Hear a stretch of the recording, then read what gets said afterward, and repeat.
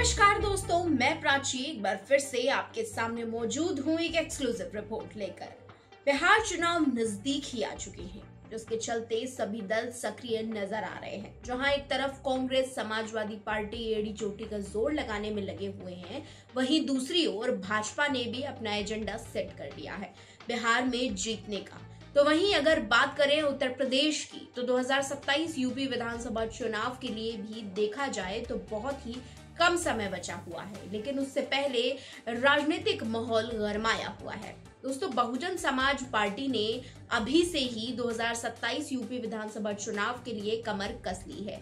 बीते शनिवार पदाधिकारियों और जिला अध्यक्षों के साथ बसपा प्रमुख मायावती ने एक अहम बैठक की और माना जा रहा है कि ये बैठक 2027 यूपी विधानसभा चुनाव की रणनीतियों को तैयार करने के लिए की गई थी। लेकिन इस बैठक के पीछे की वजह दोस्तों कुछ और ही है। ये क्या है पूरी वजह? आखिर क्यों मायावती ने इस अहम बैठक का ऐलान किया?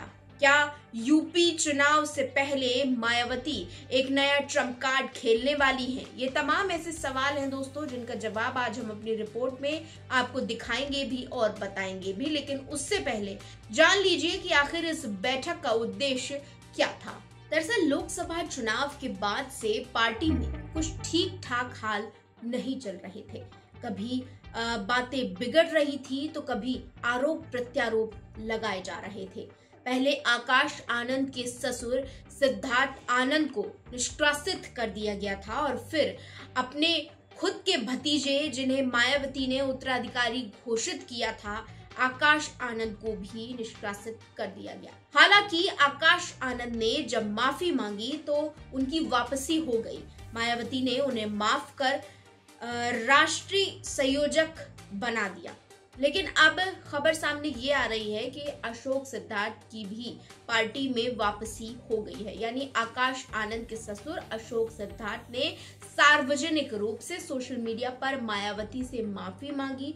उन्होंने हाथ जोड़कर माफी मांगी, जिसके बाद बसपा प्रमुख मायावती ने उनको माफ कर दिया और पार्टी में वापस लेने की घोषणा की। इससे पहले अशोक सिद्धार्थ के कहे अनुसार चलने के आरोप में मायावती ने अपने भतीजे आकाश आनंद को पार्टी से निकाल दिया था। बाद में उन्होंने माफी मांगी तो पार्टी में वापस लौटे और अब पार्टी के राष्ट्रीय संयोजक बन गए हैं। बहरहाल आकाश के ससुर और राज्यसभा सांसद रहे अशोक सिद्धार्थ को मायावती ने माफ कर दिया और कहा है कि ये फैसला अशोक सिद्धार्थ के अपनी गलतियों के लिए सार्वजनिक रूप से माफी मांगने के बाद ही किया गया है।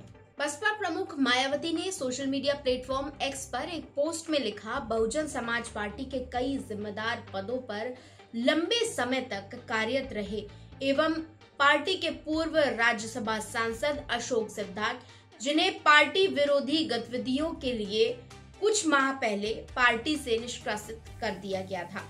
उन्होंने सोशल मीडिया एक्स पर आज अपने लंबे पोस्ट के जरिए सार्वजनिक तौर पर अपनी गलती की माफी मांगी है और आगे पार्टी और बीएसपी मूवमेंट के प्रति पूरी तरह से वफादार रहकर बाबा साहेब डॉक्टर भीमराव अंबेडकर के आत्मसम्मान एवं स्वाभिमान के मूवमेंट को आगे बढ़ाने में पूरी जान से लगे जाने का आश्वासन बहुजन समाज पार्टी और बीएसपी नेतृत्व को दिया है।